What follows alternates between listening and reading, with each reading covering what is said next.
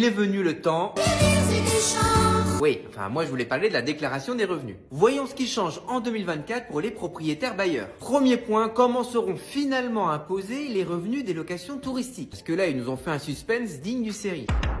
Alors qu'est-ce qui s'est passé? Eh bien au cours de la discussion parlementaire, le gouvernement a tellement enchaîné les 49.3 qu'ils ont laissé passer un amendement qui alourdissait vraiment fort la fiscalité sur la location touristique. La loi de finances est passée comme ça, mais pour contrecarrer cet amendement, la DGFiP a publié une circulaire permettant aux loueurs meublés touristiques de continuer à déclarer selon les modalités habituelles. Donc grosso modo, pas de modification pour les revenus 2023. En revanche, pour les revenus 2024, là ça va se gâter. Bah oui, le fisc gâte tous ceux qui vont louer pendant les JO.